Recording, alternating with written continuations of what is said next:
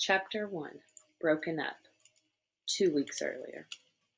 Without warning, Reva pulled the Volvo over to the curb and cut the headlights. She turned quickly toward the passenger side and watched Hank's face fill with surprise.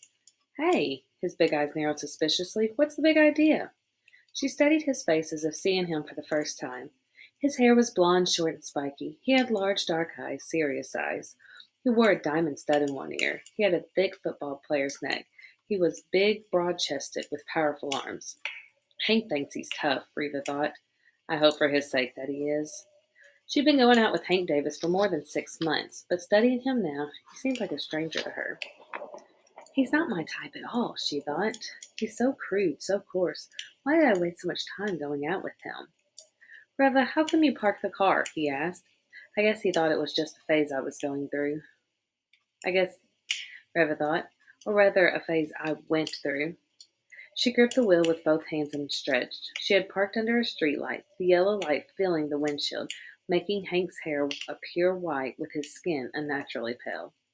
Beyond the streetlight, she could see only the bare-limbed trees bending and shifting in a swift, wintry breeze.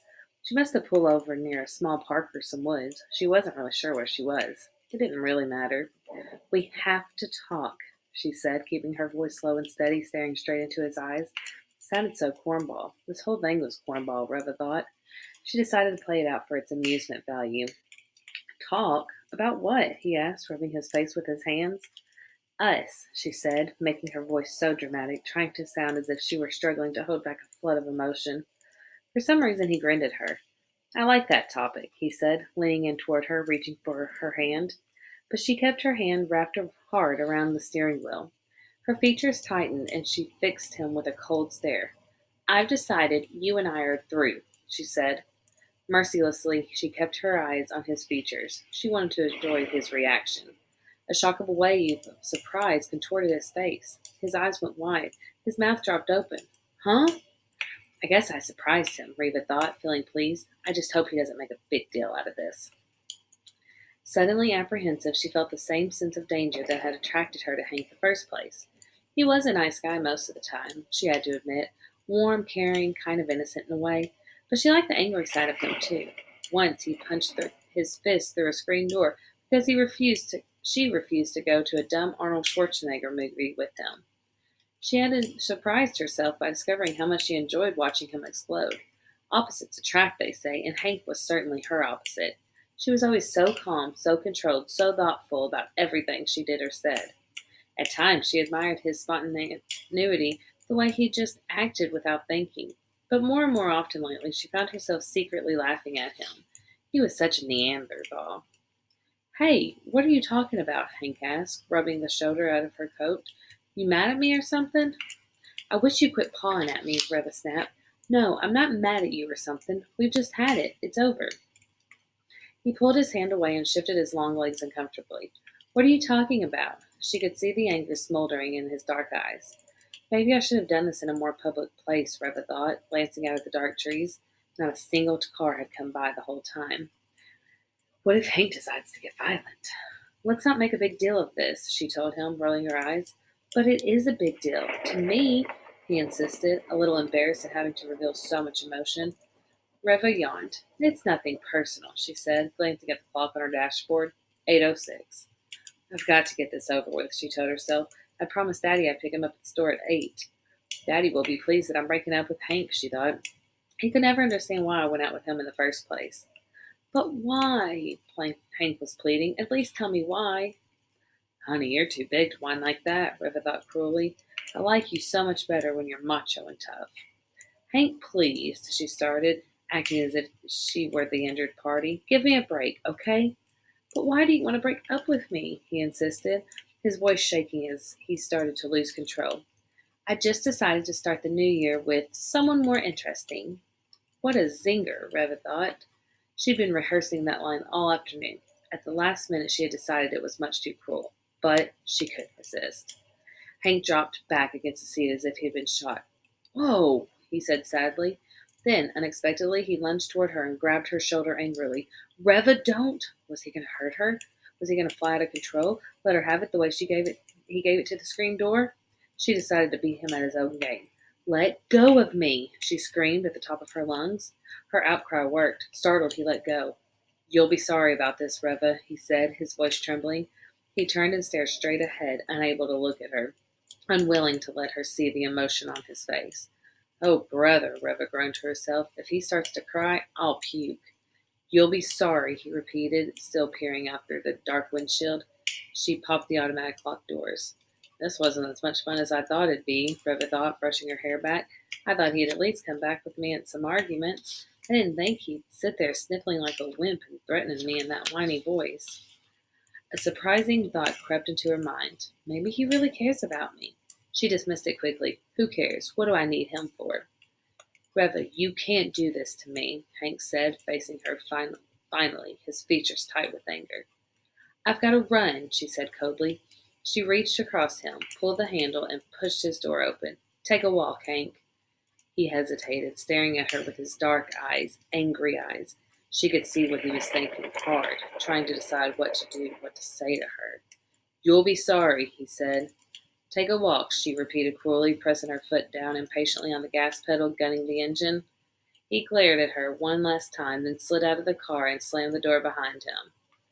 Reva switched the lights and shifted onto the drive. She started to pull away, then stopped and slid down her window.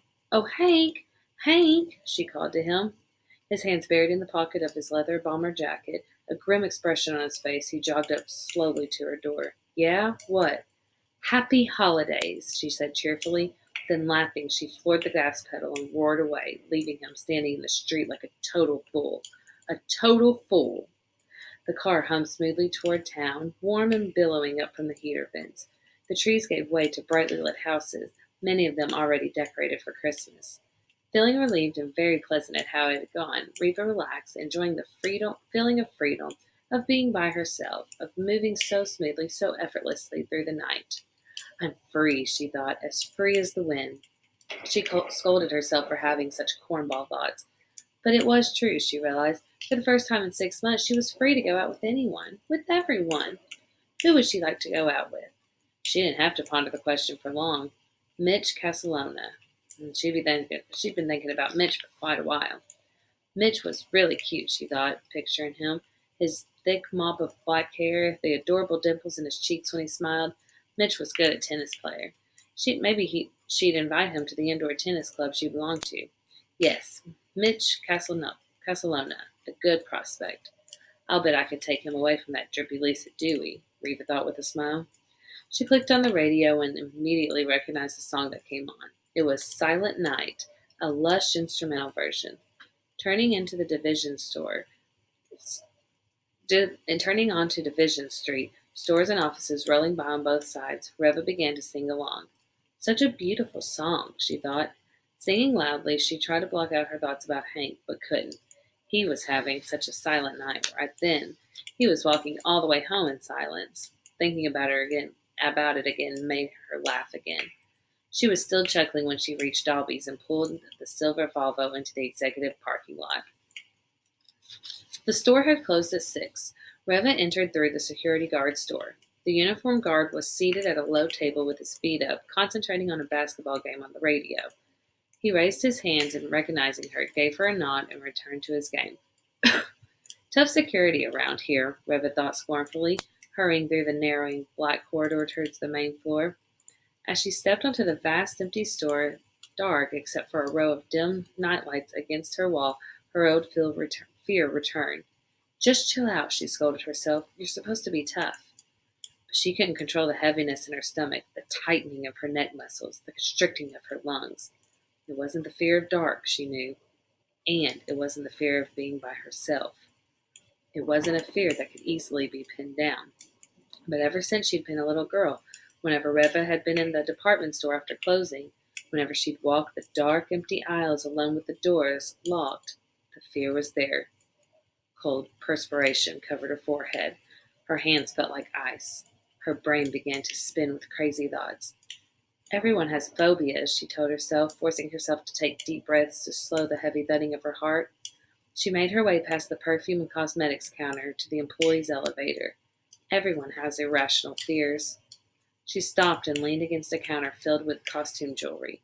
Wiping the perspiration off her forehead with the sleeve of her coat, she let her eyes wander over the store. Nothing moved. Silence. Silent night, she thought. Why am I so afraid? She forced herself to move again toward the elevator against the back wall. She knew she'd be fine once she was in the offices on the 6th floor, once she was with her father. After all, it wasn't the first time she'd met him after closing. She tried to meet him at least once a week in the store. Ever since her mother had died in a plane crash 3 years earlier, Reva tried to be close to her father, tried to fill just a bit of the hole that her mother's death had created in his life. Mr. Dalby liked Reva to meet him so that they could drive home together. So she forced herself to come, to walk across the vast main floor, her sneakers squeaking on the hard tile floors, her breath choking in her throat, her knees trembling so hard so she could barely walk. She forced herself for his sake.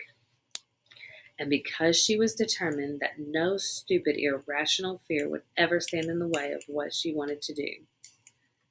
But now, the low shadows against the display cases seemed to move as she approached. Reva heard an eerie whistling in her ears. In the dim light, everything seemed so creepy, so unreal. What if someone has hidden in the store? Reva asked herself. It wasn't the first time the question had popped into her mind. What if a deranged person is waiting here in the dark? What if some disgusting homeless person is hiding here? What if some creep? She couldn't force those silly, irrational thoughts from her mind. And then, as she turned the aisle that led to the elevator, a hand bumped into her shoulder. Reva gasped and spun around to face the man standing right behind her.